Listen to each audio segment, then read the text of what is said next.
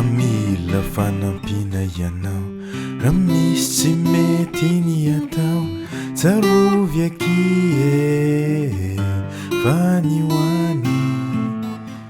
Misy namana tena tia miandry fotsiny, miandry mpimaso, miandry oko pahitanana, fa vono kijoro andresiny ankaso, satria izany no tena namana.